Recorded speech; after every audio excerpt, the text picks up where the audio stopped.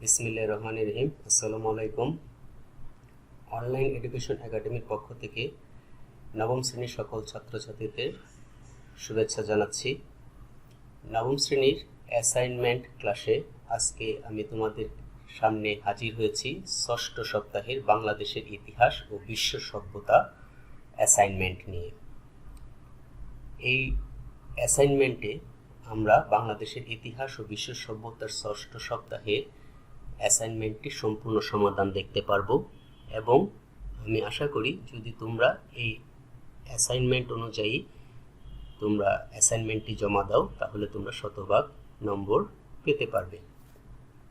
তাহলে চলো দেখি আজকের অ্যাসাইনমেন্টে কি আছে।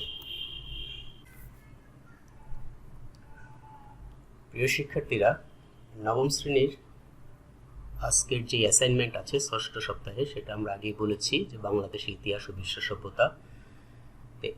আমাদের এই ক্লাসে যারা নতুন তাদেরকে আমি একটি অনুরোধ করব, আমাদের এই চ্যানেলটি যদি তোমাদের ভালো লেগে থাকে তাহলে অবশ্যই সাবস্ক্রাইব করবে, লাইক দিবে, কমেন্ট করবে এবং শেয়ার তোমাদের বন্ধুদের মাঝে বেশি বেশি করে শেয়ার করবে যাতে তারাও এর সুবিধাটা পেতে পারে। এবং পাশে সাবস্ক্রাইব বাটনের পাশে থাকা বেল বাটনটি অবশ্যই প্রেস করবে।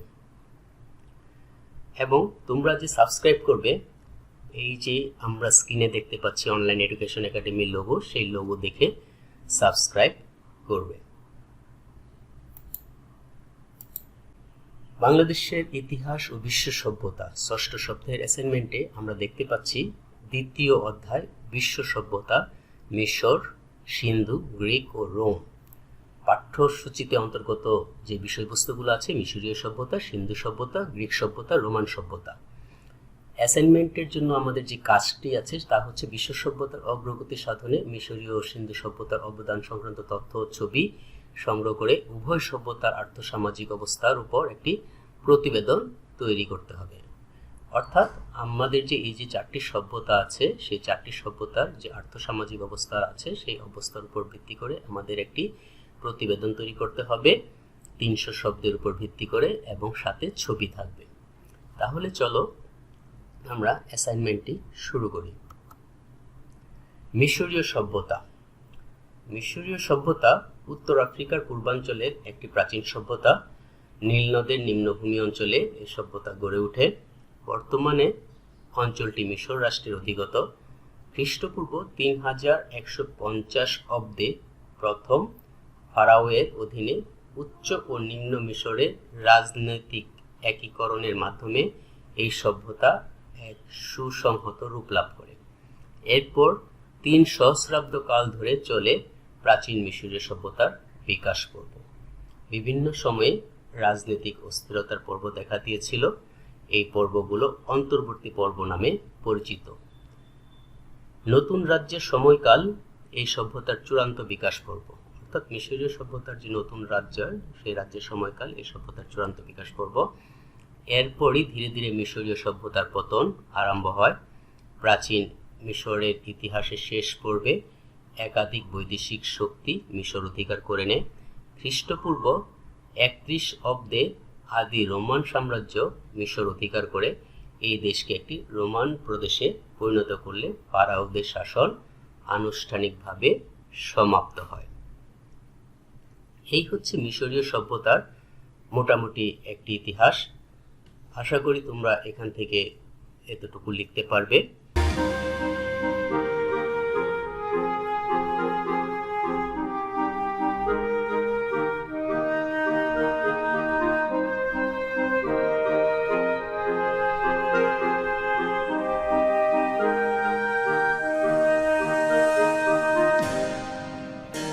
এরপরে আছে সিন্ধু সভ্যতা।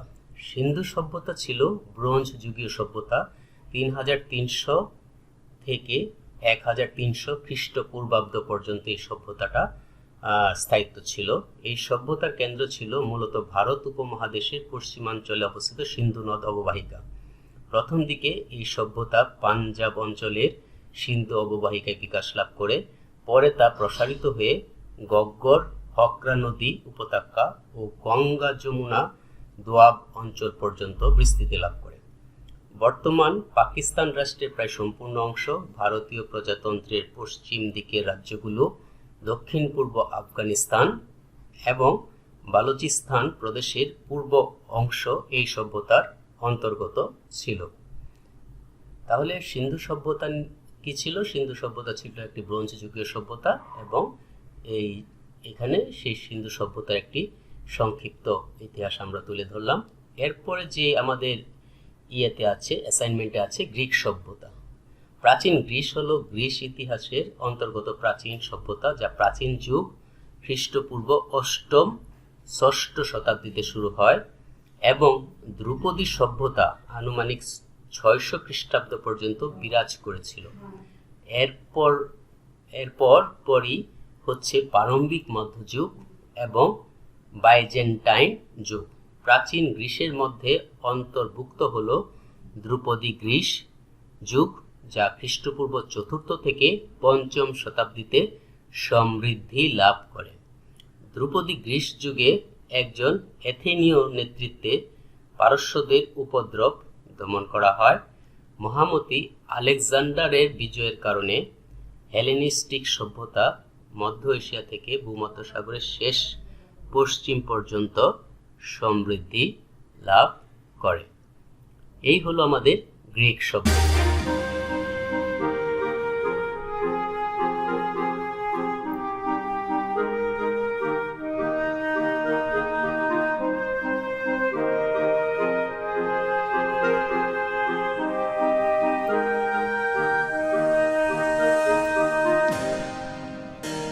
রোম সভ্যতা।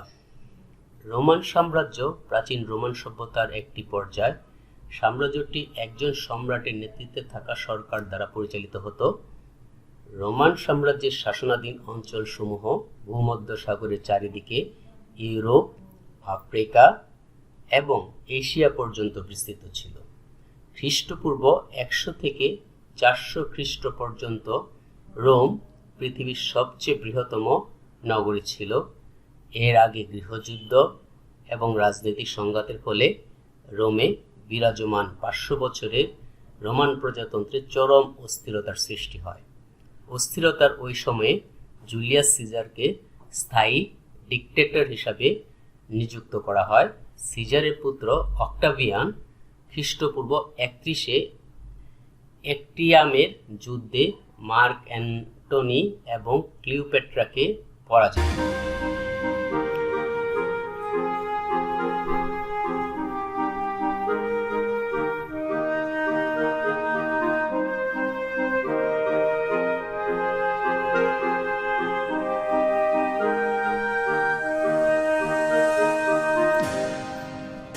শিক্ষার্থীরা, আশা করি তোমরা লিখতে পেরেছ। এখন আমরা এখানে কিছু মিশরীয় সভ্যতা এবং কিছু গ্রিক সভ্যতার ছবি দিয়ে দিয়েছি। এই ছবিগুলো অনলাইন এডুকেশন একাডেমির ফেসবুক পেজে তোমরা পেয়ে যাবে। আমরা লিংক দিয়ে দিব, সেখান থেকে তোমরা নামিয়ে নিতে পারো, অথবা ইন্টারনেটে এই ছবিগুলো তোমরা সহজেই পেয়ে যাবে। সেখান থেকে নামিয়ে তোমরা প্রিন্ট করে অ্যাসাইনমেন্টের সাথে যুক্ত করে দিতে পারো। আবার যদি কেউ এত কিছু করতে না চাও, তাহলে এই ভিডিওর এই ছবির পেজটি তোমরা স্ক্রিনশট নিয়ে সেটাকেও প্রিন্ট করে তোমরা অ্যাসাইনমেন্টের সাথে যুক্ত করে দিতে পারো। প্রিয় শিক্ষার্থীরা, অনলাইন এডুকেশন একাডেমির এই অ্যাসাইনমেন্টটি যদি তোমাদের কাছে ভালো লেগে থাকে, তাহলে সবাই বেশি বেশি করে শেয়ার করবে, বন্ধুদের মাঝে শেয়ার করবে, যারা সবাই উপকৃত হতে পারে। এবং তোমরা যারা নতুন, তারা অবশ্যই চ্যানেলটিকে সাবস্ক্রাইব করবে এবং পাশে থাকা বেল বাটনটি প্রেস করে দিবে, যাতে নতুন অ্যাসাইনমেন্ট আসলে তোমরা নোটিফিকেশন বা মেসেজ পেতে পারো। আজকে এই পর্যন্তই। সবাইকে ধন্যবাদ। আল্লাহ হাফেজ।